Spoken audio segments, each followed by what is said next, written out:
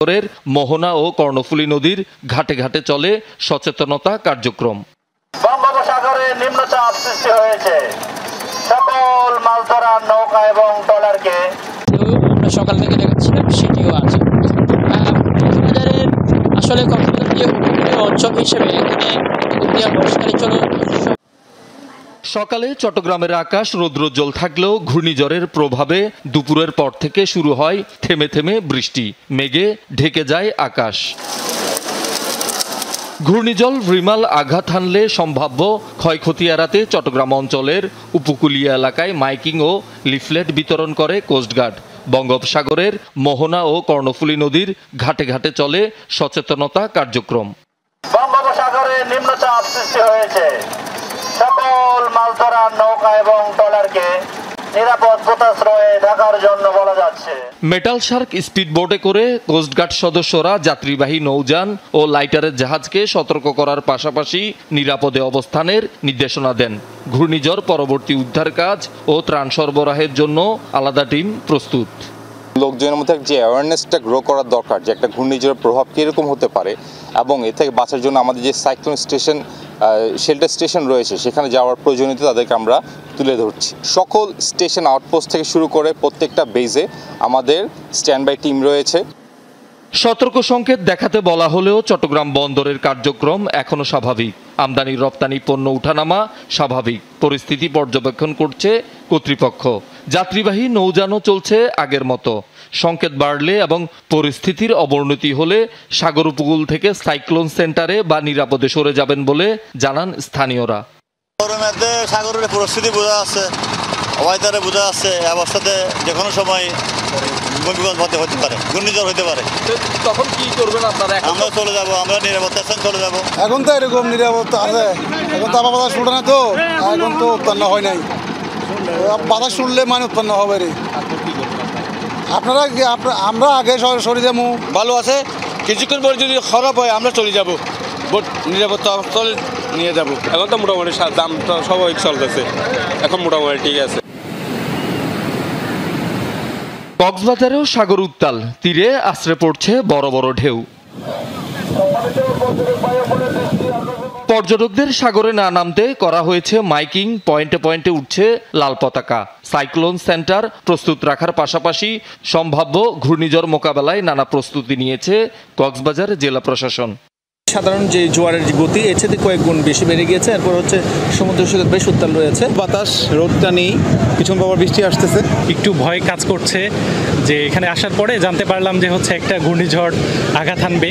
Hotel থেকে দেখলাম খুব বড় বড় ঢেউ, তো একটু কাছাকাছি এসে দেখে যাচ্ছে। নিম্নচাপ যেহেতু উপরেই থাকা, আমার মনে হচ্ছে বাইরে থেকে এই সৌন্দর্যটা দেখাই ভালো।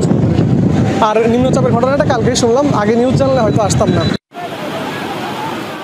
শহীদুল সুমন, যমুনা নিউজ। ঝড়ের পরিস্থিতি সম্পর্কে জানবো আমাদের সহকর্মীদের কাছ থেকে। শুরুতেই চট্টগ্রামে যাচ্ছি জোবায়েদ ইবনে শাহাদাতের কাছ থেকে। জোবায়েদ, কেমন দেখছেন আকাশের অবস্থা এই মুহূর্তের? আবহাওয়া দপ্তর কি বলছে?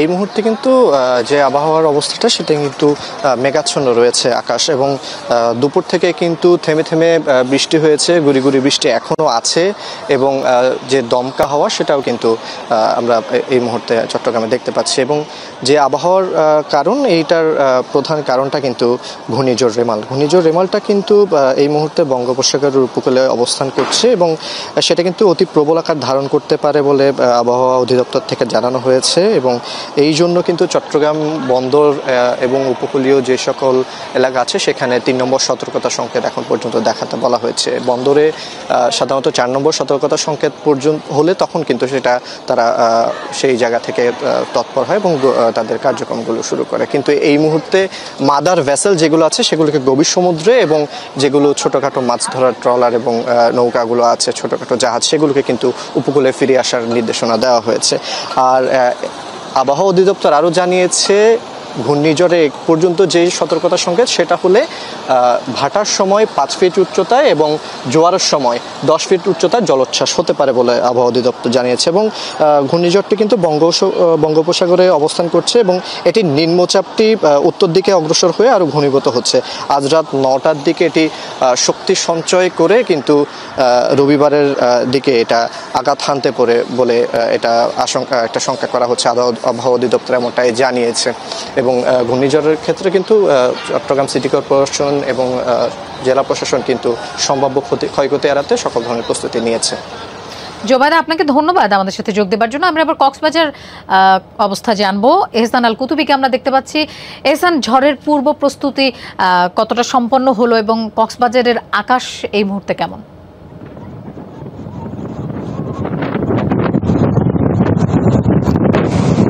আকাশ মেঘাচ্ছন্ন, দুপুরে একটু বৃষ্টি হয়েছিল, এখনো মেঘাচ্ছন্ন আকাশ, মনে হচ্ছে সন্ধ্যার পরে বৃষ্টি নামবে আবার। তবে প্রবল বেগে বাতাস আছে, বাতাসের পাশাপাশি জোয়ারের যে তীব্রতা, স্রোত, বিশাল বিশাল যে ঢেউ আমরা সকাল থেকে দেখাচ্ছিলাম সেটিও আছে। কক্সবাজারের আসলে কক্সবাজার যে উপকূলীয় অঞ্চল হিসেবে এখানে কুতুবদিয়া মহেশখালী সহ যে নিম্নাঞ্চলগুলো রয়েছে সেখানে কিন্তু বেশ কিছু জায়গায় বেড়িবাঁধ এখনো বিচ্ছিন্নভাবে রয়েছে, যার কারণে যদি পানির তীব্রতাটা 3 থেকে 4 ফুট পানি বৃদ্ধি পেয়েছে, সেটা যদি আরো বেড়ে যায় তাহলে আগামীকাল বা রাত্রে যদি এটার তীব্রতাটা বেশি বাড়ে, পানির উচ্চতা বাড়ে, তাহলে আবার পানি ঢোকার সম্ভাবনা রয়েছে। যে নিম্নাঞ্চলগুলো রয়েছে সেগুলোকে আসলে সেখানকার যে মানুষগুলো রয়েছে তাদেরকে নিরাপদে সরিয়ে নেওয়ার জন্য জেলা প্রশাসন বা স্থানীয় প্রশাসন থেকে উদ্যোগ নেওয়া হয়েছে। সেটার বিষয়ে কি উদ্যোগ নেওয়া যায় সেটা ব্যাপারে তারা ইতিমধ্যে বৈঠকে বসেছেন জেলা দুর্যোগ ব্যবস্থাপনা কমিটি নিয়েছেন। তবে বরাবরের মতো আমরা বলতে পারি জেলা প্রশাসন থেকে বারবার প্রতিবারই কিন্তু আমন এবং অন্যান্য ঘূর্ণিঝড়ের সময়ও আমরা দেখেছি তারা বেশ কিছু প্রস্তুতি নিয়েছে যাতে দুর্যোগে না পড়ে সাধারণ মানুষ যাতে নিরাপদ থাকতে পারে তারা গ্রহণ করবে। এহসান, বাতাসেরও তীব্র শব্দ আমরা শুনতে পাচ্ছি। ধন্যবাদ আমাদের সাথে যোগ দেওয়ার জন্য।